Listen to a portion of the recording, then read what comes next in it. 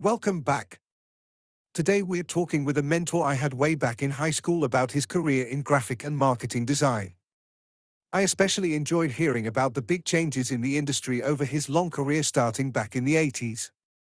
I'm not recording an introduction because I'm sick, so instead you get this great robot voice and scrolling text. Don't forget to like, subscribe, and share with all your career-curious friends.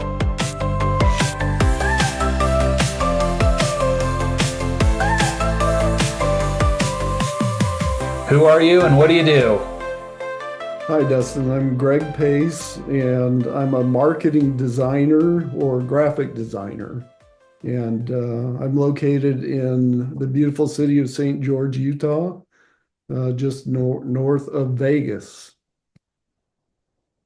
Great. So what does a marketing designer do then?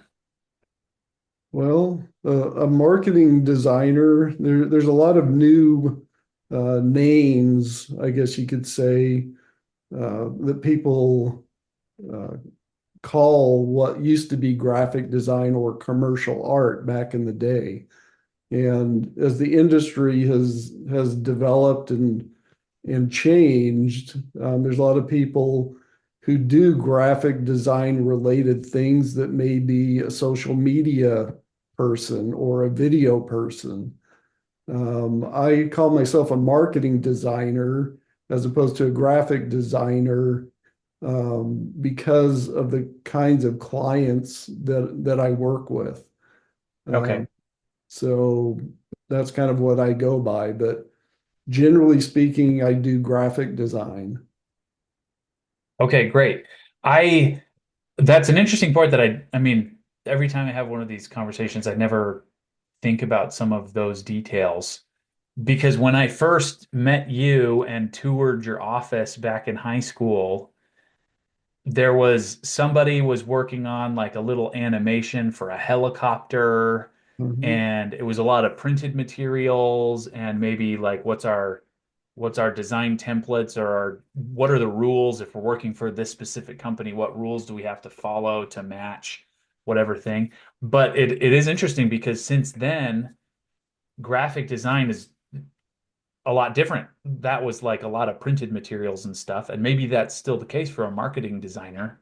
I don't know. I mean, how would your job be different from someone who's, say, doing it for social media then? Yeah, a lot of it really depends on uh, where you're working, who you're working for. The web in the mid to late 90s, the web was just kind of coming on as a commercially viable way of communicating your marketing messages and getting information out there to people. Mhm. And once that the web kind of took off, a lot of the other traditional marketing types of activities that you were doing, like creating capabilities brochures for companies or annual reports and those sort of things, slowly started migrating to the web. Mhm. And so there was kind of a transitional period. When I first started in the business in 1984, the desktop publishing aspect of graphic design didn't even exist. So when the Macintosh was introduced, within about 3 to 4 years, most graphic designers were moving toward doing everything digitally through software, which sounds kind of funny to say now Yeah. because nobody would know the difference. But when I started, everything was done by hand with an X-Acto knife and a pen and paper and everything else. And over That's the years, interesting. that kind of evolved. So I was kind of in that transition period of going from analog to digital. So when you say like X-Acto knife, you're saying like cutting out pieces of cardstock to put on whatever printed design to then copy into the brochure that gets distributed? Is that what you mean? Yeah, we actually the process was uh, uh, there was a certain level of digital to it, the typesetting aspect, but there were whole industries when the Macintosh was introduced and adopted. There were whole areas of our industry where just became obsolete. So people doing um, once you were on the Macintosh, you became the typesetter, where Right. before you used to send typewritten copy to a type house and they would type it into a typesetting machine, which would then give you a piece of glossy output. And you would then take that output and put wax or rubber cement on the back of it and literally paste it on a piece of artboard. And if you Wow. had a change to that, if the client came back and said, oh, we want to change this sentence or whatever, you had to actually send it back to the typesetter, have them re-output it, get it back from them, wax it, cut out the pieces that you need, and replace it on the artboard. So we Wow. in my time in the business, I've gone from that to literally doing everything digital, including no physical connection between when it comes off the press and when I send it from my computer. That's how much stuff has changed. So it sounds like this is an instance where computer efficiency or the with the help of computers, you are now able to do on your own what used to take several people kind of working back and forth to get to a final product. Is that, Right. am I following? Okay. Yep, exactly. So nowadays, uh, what does kind of a project look like for you when a client comes, or when I don't know. I guess I should start there. What kind of clients are you working with as a marketing designer? Well, over my career, I've worked with a real wide variety of different clients. At my first job, which is down in San Diego, I worked at an agency that had a naval architect who designed motor yachts. Um, I worked for Hewlett Packard, uh, doing product introductions. I worked for credit unions, pest control companies. So it was a real wide variety, um, of different clients, different products, different services. Is it Is it usually the case that you would either be kind of an independent freelance graphic designer or work for a graphic marketing design firm that then gets contracted by other companies to do the work for them? Or do some of these big companies have in-house designers? Yeah, actually, the right out of school, I worked for a small agency, again, that did kind of a variety of different things for clients, and they were hired by these different companies to do their marketing, and that could be everything from television commercials to print ads to trade show booths, really whatever they were doing to help sell their product or services. After my first job, I actually took a job in-house with Hewlett Packard Okay. down in the San Diego area. And that was a real eye-opening experience for me going from the agency side to the in-house side. And it's still kind of that way today, right? It could be either way, big company or agency that's getting contracted. Okay. Right. So it can, and again, it could be a real wide variety, from a company as big as Hewlett Packard. down to a company like Swig or Crumble Cookies or something like that, where it's almost like a small in-house agency that you're working in. Yeah. Okay, that makes sense.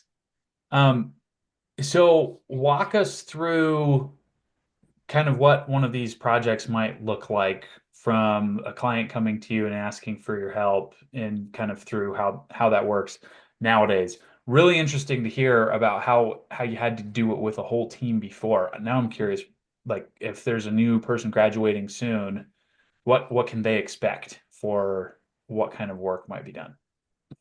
Yeah, well, I have a client that's in the Tacoma, Washington area, and I've been working with them for about 15 years now. And they have a whole big product line of health and beauty products that are honey based. And so Okay. all of their products, their soaps and lip butter and uh, lotions and everything are formulated using honey and other, different kinds of ingredients. And with them, I do everything from social media posts to uh, designing their trade show booth to creating their packaging for the products, creating shipping, packaging, just really all different kinds of things, logos. And, a typical with them, and it's fairly typical with most clients, um, their their whole job is to figure out how to sell their product. Mhm. And so they spend their time really looking at their marketplace and their competitors. And if they're really engaged in, trying to figure out the best way to reach their customers, they'll constantly be coming up with ways to reach out to them. And obviously, the web is a huge um, part of promoting Yeah. and educating their customers. And so we do a lot of work that's web related. But in this particular case, they also have a lot of their product is all physical.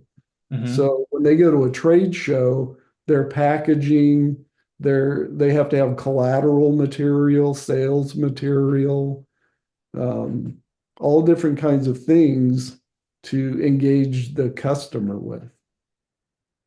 There are still reasons to have brochures printed on paper, even in Exactly. 2025. Yeah, some people may be going to 20, 30 different booths and either don't have time or they want to quickly be able to just uh, take competitive literature and just hold it in their hand and compare the two Yeah. different companies and their products against each other. So it sounds like this could be a really creative sort of job. How, tell me about some of the constraints that you might get from these companies. Do they kind of have an idea already that you just kind of have to follow, or do they just say, "Hey, we need something that looks nice, do your best." How does that work? Yeah, a lot of the times it really depends again on the client themselves. There's some clients that have a very strong sense of what they want their brand to be. Hmm. And in situations like that, those kinds of clients are very, pretty articulate about what they're looking for. Other clients really don't have a clue. They just know that they need a website, they need um, all of these different things, the packaging, a logo, whatever it happens to be to represent who they are. And a lot of the times you spend with folks like that, you have to spend quite a bit of time really trying to decipher what they're looking for, because a lot of times they don't even know themselves. Okay. So a lot of back and forth collaboration, where you can maybe sometimes start with a completely blank slate, and then you kind of have to work together to come up with something that looks good that they like. Exactly. And there's a lot, I've worked with lots of clients on projects where sometimes they may become very myopic in how they look at what they want, and being outside kind of their little cocoon that they've developed for themselves. A lot of times, as the marketing person or as a contractor, a designer, we can kind of break that down a little bit for them just by asking them questions about their business, getting to understand it. And as they talk about their business, sometimes it's makes it easier to be able to say, well, everything that you just told me is completely opposite of what you're telling me you want. Yeah. And once you do, go through that process with people, then they start trusting you, to really be that kind of outside looking in part of their team. I haven't had too many of these conversations yet, but even in just the few conversations I've had, that seems to be a theme where you really need to be able to communicate well, whether it's with an internal team working on something together or a client, where you can kind of build a trusting relationship and be able to kind of break it down like you were describing there. Do you have any examples of like a when that went really well or really poorly, or maybe even if it was just a funny experience or a funny project that you worked on? Yeah, it seems like every project has its own variation of odd, strange things or funny things that usually happen. And a lot of times you have to kind of always be prepared for that. One time we were developing a logo for big architectural firm in the Orange County area, and Okay. they were called BSHA. And at the time, we were doing kind of, if you're familiar with Art Deco kind of style, which Okay. is uh, like the Rockefeller building in New York, Uh-huh. that similar kind of clean line style. And we did a logo like that. And when we went to present it, uh, everybody was liking it, and we kind of talked about, the background behind how we got where we were. And then one of the partners said, you know what? I just can't get over these lines that you put in here look like hockey sticks. And so from that point on, everybody in the room just kept looking at it and saying, you're right, those look like hockey sticks. And so sometimes, something that they initially liked could Hmm. get derailed just by one person's perception of what they're looking at. Yeah. And is that good or bad? Well, you learn how to counter those things, because when you're designing something, there's always a purpose behind what you're creating.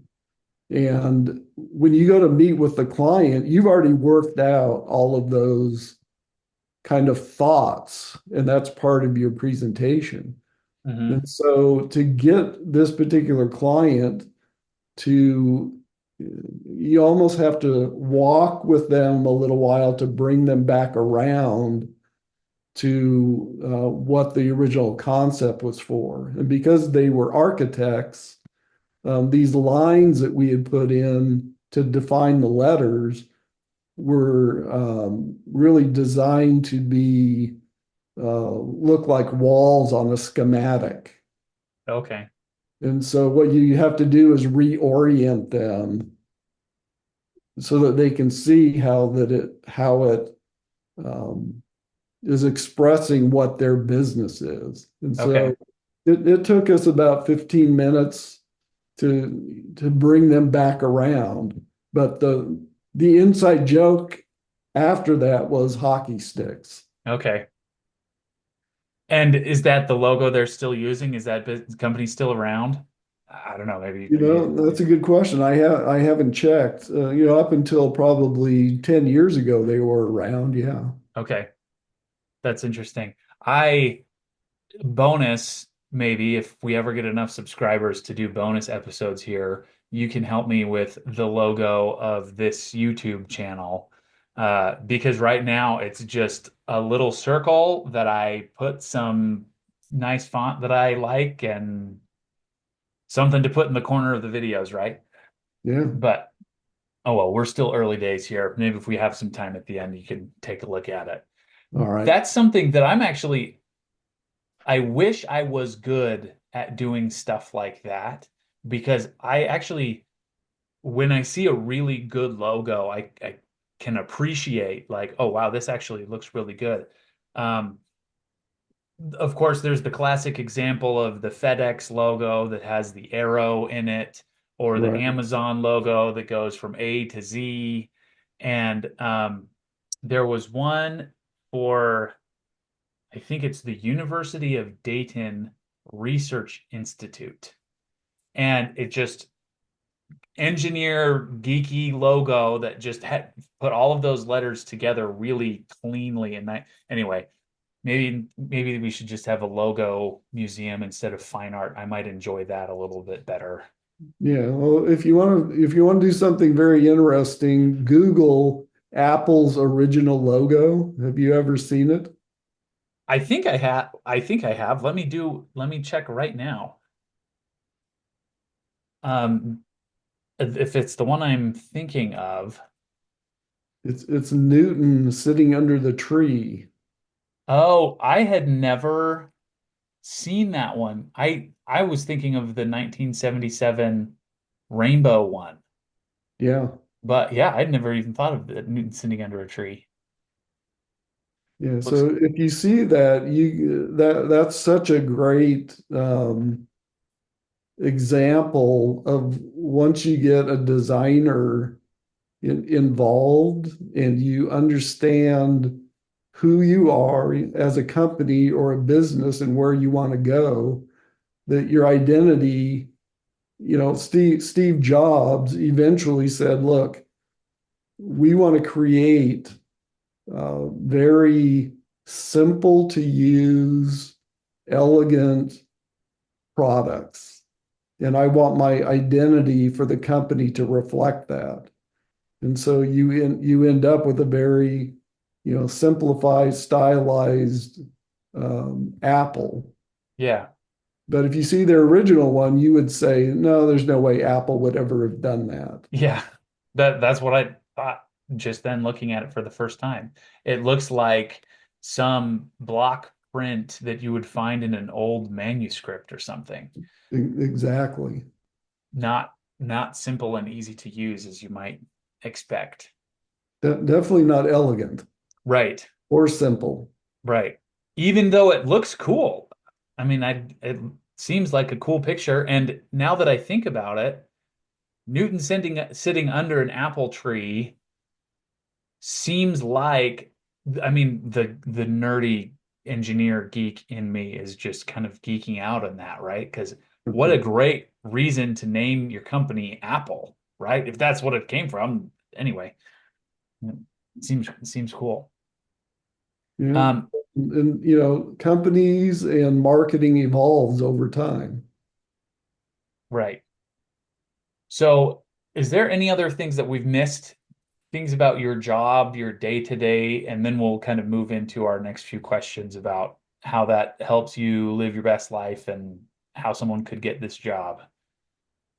The one thing that I learned, which was very valuable early on, is when I went to work in-house for Hewlett Packard.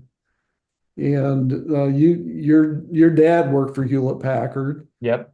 and the thing Hewlett Packard had a very, at least initially, had a very strong corporate culture that was unlike most big companies. And that really attracted people to want to work there. Hmm. For a big corporate business, they were very casual and open and friendly. They weren't IBM at the time. Hmm. And really, what kind of opened my eyes was working within a marketing department that had all of the people that it took to take a product from an idea to introducing it to the public. And in that position, I was able to, on a new product introduction, to work with engineers and marketing people and product marketing and sales people and customers and really get a great overview of everything that it takes to get a product to market. When you work for an ad agency, you're at the very tail end of that whole process. Just And working with the marketing people telling you what, that's kind of the only contact you have. right. And so it was invaluable experience for me because what it did is it taught me the language of business. It taught me the language of marketing. And that was invaluable when I left HP and had my own business and worked on a freelance basis, that I could talk to a CEO, I could talk to a CMO and talk about their product, their identities, their collateral material or website from a business perspective, not an art perspective. Right. So now the question everybody's been waiting for, how much money can you expect to make as a marketing designer or graphic designer? Well, that's a broad question, but I kind of went out and looked to see on Indeed and LinkedIn kind of the ranges that they're showing, and probably the biggest uh, I would say determining factor is where you live. Okay. If you're in New York, Chicago, Miami, Dallas, places like that, you're typically get or Los Angeles, San Francisco, you're going to make more money, but the cost of living will basically, you know, eat that up unless you have Yeah. a place to live and you can walk to work. Yeah. But I would say, just generally speaking, coming right out of school, well, and conversely, if you're in a place like St. George, Utah, where it's predominantly, retired people and and college students, typically the pay in an area like this is usually below average. Hmm. And so I'm just looking at some notes that I made. A designer directly out of school could be making between 25 and 35 a year. Okay. A senior designer who has been working for 4 or 5 years could probably be in the range of 55 to 75. Okay.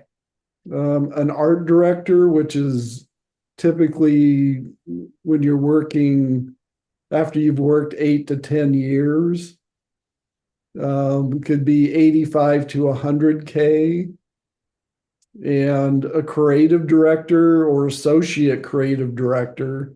And again, these titles are just more agency titles. Yeah.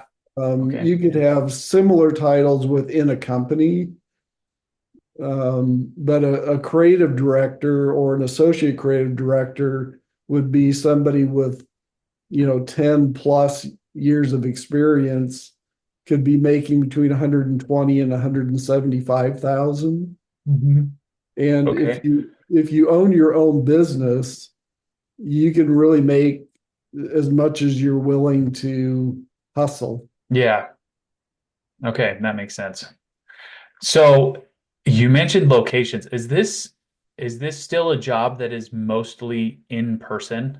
You need to meet with clients in person, and it's harder to do at a distance or virtually, or is it something where you can meet in person a couple times and work mostly from home, or I have no idea.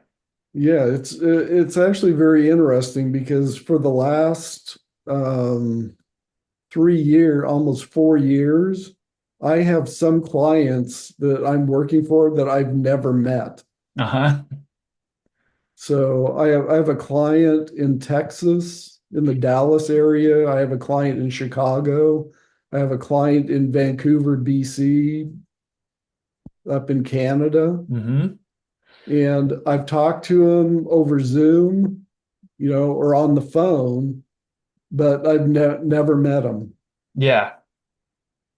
I've had a remote job for most of my career, uh, in especially the last 3 years, I've worked for a company that's entirely remote, and the only reason I've met my boss or some of my coworkers in person is because the budget and schedule happened to work out that I could travel to the headquarters for some meeting that they were having. But other than that, I would have never met them in person. And so it sounds like as a marketing designer or graphic designer, you don't actually have to be in proximity to anyone unless you're working for a specific company and they say you have to come into the office. Is that Right. right? Yeah, because everything that we do now is digital. So our work product can be, delivered, over Zoom as far as presentations, over FTP sites, email, whatever it happens to be, or even working collaboratively where you can literally, have two designers, one in New York and one in St. George, literally working on the same file. Yeah. Oh man, I remember back in college when collaborative document editing was just kind of a brand new thing. And everybody was still sending copies back and forth with like version two, Dustin's edits, version two, Dustin's edits, use this one, and back and forth. That is something that I am glad technology has caught up with us. Yeah, the upside to the digital side is you can get stuff done quick and you can get feedback quick. Hmm. Well, you could get feedback quick if actually did it. Right. It still But requires a human. yeah, exactly. But you do lose, a certain level of kind of creative collaboration that you really, even doing Zoom, you don't quite get the same level of, kind of energy and interaction that you do when you're sitting in a room, bouncing a tennis ball off the wall Yeah. and, jumping up to go get something to drink and coming back, those sort of things. So there's some of those types of things that I missed from my old agency days. I feel the same way. If I didn't hate commuting so much, I would definitely be in an office with a team. I feel like it's easier to kind of focus on exactly what needs to get done and to do it together with other people. Um, But who knows? Maybe someday I'll have a job where I actually have to go in again. But I mean, not my commute is like 1 minute from my bed to my office. So he can't compare with that. Can't complain about that. Yeah, I could never have even imagined from when I started to today that the business that I was in graphic design would have ended up where I'm at today. Hmm. It's almost hard to fathom. Yeah. I mean, I was still growing up in high school back then, but my education is all in engineering, and many of those jobs, especially if it's a government contract, you have to, by law and security protocol, still go into the office, which is one reason why I left that career, um, to avoid it, even though it was a relatively short commute. Anyway, what other kinds of benefits come from being a graphic designer, marketing designer? On the agency side, which again, things have changed so much. A lot, today you literally have virtual agencies where they have just collected teams of people uh, across the world and combine them into different teams. And so a lot of people, and that's the same with, people who are doing web programming and Hmm. designing stuff. There's so much virtual collaboration going on, which is great because, like you said, you don't have to deal with, 10 inches of snow and, Yeah. having to do all of that kind of stuff. If you need to go run out someplace for a few minutes and come back, you have that kind of flexibility. But some of the benefits that I found being working in an office, especially in an agency, like we were just saying, is there's a certain level of energy and collaboration, especially in graphic design and advertising and marketing. Yeah. A lot of times you're dealing with like very, very creative people. And, that can be really annoying sometimes, but at other times, you get a level of energy back from other people, especially when you're working, a lot of hours on a program. So that's one benefit, to actually working in an office with Right. other people. Yeah. Do you feel like being a graphic designer, marketing designer, maybe working in marketing in general, do you feel like that's a stable and secure career to have? It it is and it isn't. One of the and this may be true in other industries, but definitely, in the graphic design um, and advertising and marketing, graphic design is one of the first areas if a company is having difficult time and they're trying to find ways to cut costs. Marketing is the first place to go. They usually always take the deepest cuts, and graphic designers are within marketing are some of the first people that get let go. Okay, that makes sense.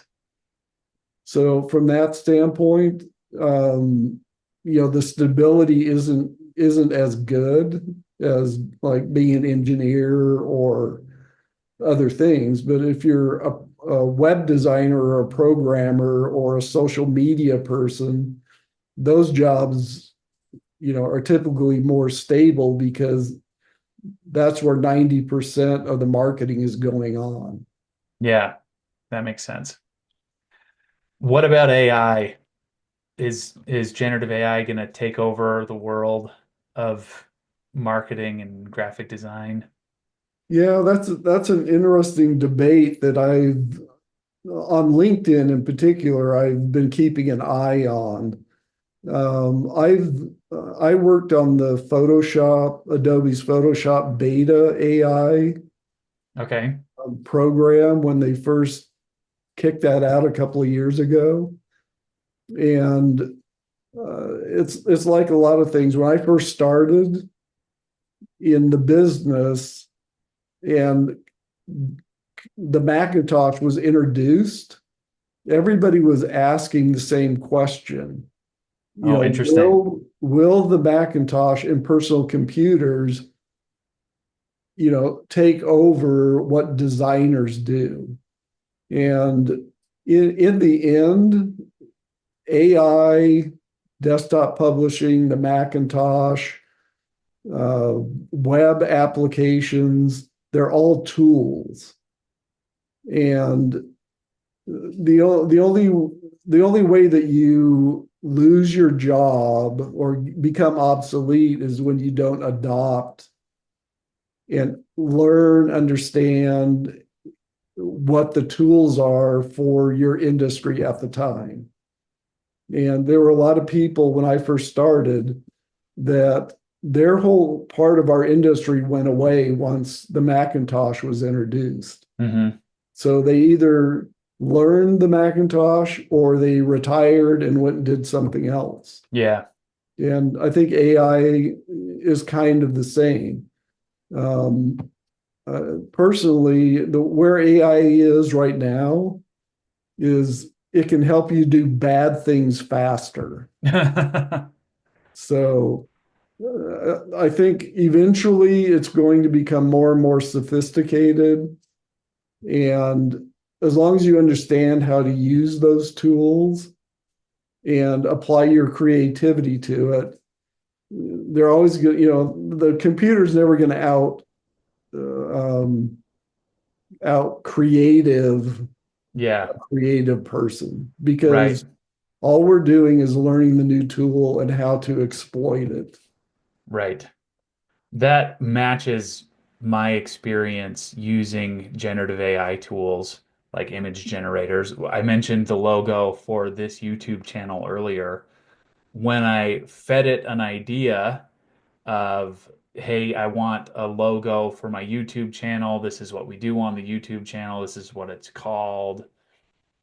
I just the visual results that came back were so weird. All of them had the little YouTube triangle play button because I said YouTube. And one of them, I said the name of the channel is What Do You Do? And so one of the logos that came back was What You Do Do. Or even just like generating an image. If you say, hey, make me a beautiful landscape with mountains and a lake. It's pretty good at that, right? Because there's millions of pictures of landscapes with mountains and lakes that it can kind of train itself on. Exactly. It can spit out what's already there. In my day job as a data scientist, generative AI knows Python way better than I do. And so it's really effective and really good when I say, write me this piece of code that does this thing. Bam, here it is. It almost always works the first time. And that just saved me an hour of looking through documentation to figure out how do I write this code that I need to do, right? I feel like you're exactly right. This is a tool. You got to learn how to use the tool and you got to know what the tool is useful for and what it's not useful for. Exactly. Yeah. Yeah. And I think AI, that's what, we're going to find out because it's it's searching stuff. It's compiling things. It's not thinking about all of the other things that are involved with coming up with an idea Right. and a unique take on something. It doesn't really, at least as far as they know, it doesn't, understand satire and it doesn't understand, all of the human aspects of how we communicate with each other, the all the little meanings that certain things have. It just knows if you say draw me an apple, it'll draw an apple. If you say draw me a green apple, it'll do a green apple. If you give it more information than it knows what to do with, it will give you some really interesting, strange Yep. things. Yeah. Okay, so now let's talk about how to get this job. If there's somebody who's interested in switching to graphic design, like Pam in the office, if there's somebody who is just graduating or in high school thinking about graphic design, marketing design, what kind of education should we be getting? What kind of skills should we be building? Things like that. What kind of advice would you have for somebody there?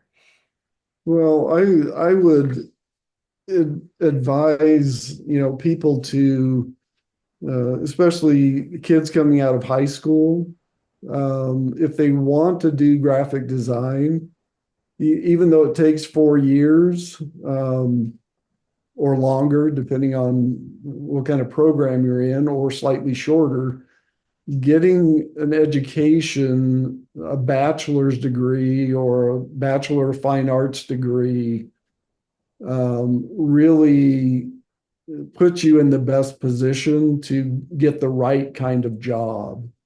If you're, if you're a very, very creative person, I think you can do graphic design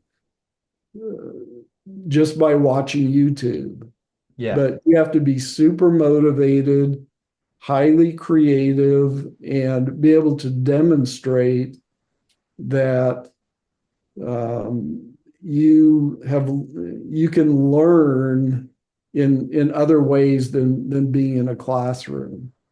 And a lot of times that just takes more trial and error. And unless your, quote unquote portfolio really demonstrates that you understand all the kinds of related things that you would get in school, then you really don't have to have a degree. But most of us, we need that mentorship, we need that knowledge that has been built up over time. And so I would say, go to school, get a bachelor's degree. In my case, I actually went back in 2006 and got a master's degree in information and graphic design. Okay. And that was just a personal choice on my part. I just wanted to extend my education. But being a graphic designer, uh, I think the quickest route is to get a degree because they can get you off on the right foot. So when you say getting you off on the right foot, um, when I look back at my degrees, it's engineering. This is how you can do the calculations or solve the problems. And when you're trying to get hired as an engineer, the people interviewing you are really interested to hear what you've engineered or the problems that you've solved. Uh-huh. And your education first gives you just the fundamentals. You have to know this kind of math to be an engineer, but also, and I don't think many engineers understand this, is that it gives you the portfolio of these are the things that I've done already. It sounds like from what you're explaining that to do graphic design, that portfolio of look at this stuff that I've already done is a lot more valuable than the letters after your name or the grades you got in whatever certain class. And getting that education is a way to build your portfolio through class assignments or projects or whatever, and get you the experience and the portfolio that you need to be hired. Am I tracking? Am I following? Yeah, and also um, there's certain uh, businesses that that's a minimum requirement, is that you have to have a bachelor's degree. Sure. And as I'm sure you're aware, the hiring process has become robotic. Yeah. When I graduated from school, it was still very much of a face-to-face connective experience where I sent out letters, I sent out promotional pieces, and then I physically went in and interviewed with an HR person or the creative director or the owner. Today, the biggest obstacle to getting a job is understanding the algorithms that are keeping you in, the talent pool for the job or being booted out of the Yeah. talent pool. Right.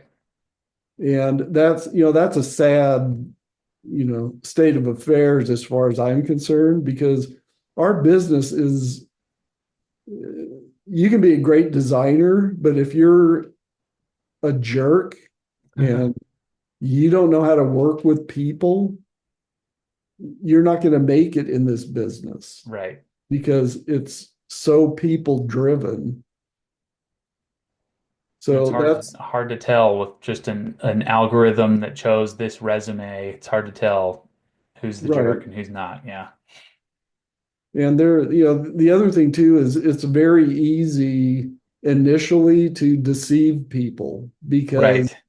you can put together a portfolio that of other people's work and try and pass it off as your own to get the job. Yeah. But it takes about 5 minutes in an interview for somebody who knows what they're doing to figure out that what you've done basically and Yeah. try to be fraudulent about it. Yeah. Don't lie. That's a whole separate video about how to get hired and what are the things, and I'm sure we'll make that sometime in the future. That's something I think about a lot because in my short career, I've already changed jobs more times than I care to admit. And so I've unfortunately had to go through that process several times.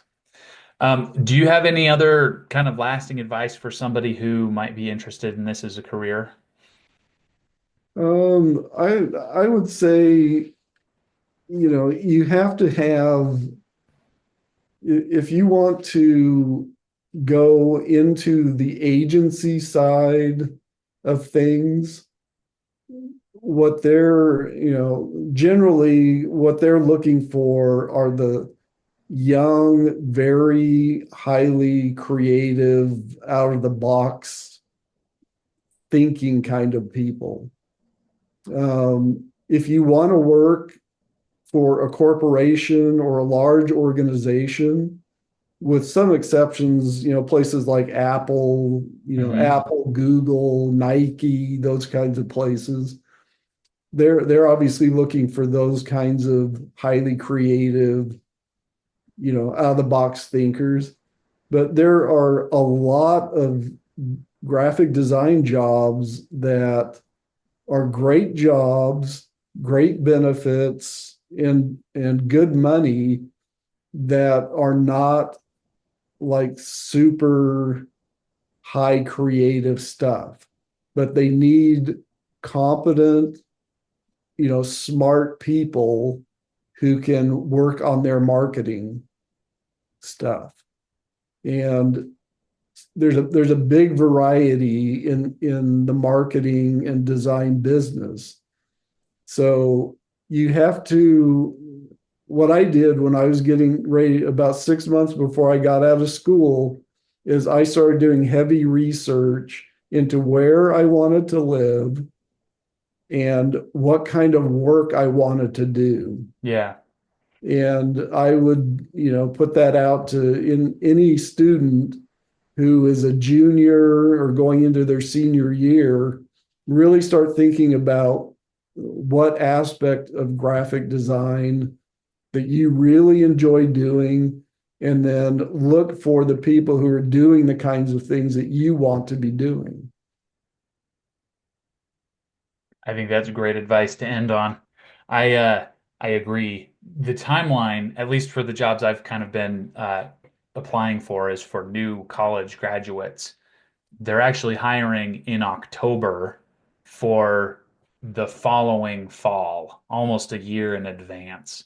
Wow. And so 6 months before you graduate might be too late. I don't know if it's the same for graphic design or marketing type jobs. Um, and then, of course, once you've started your career, whatever job posting, they'll hire you a month before you start or whatever. But Yeah. yeah, And those are things, I've been in the business so long that I'm not tuned into that particular aspect of it. right. But whatever you do, try and figure out what it is that you like in the business and then seek out the people who are doing it. Great advice.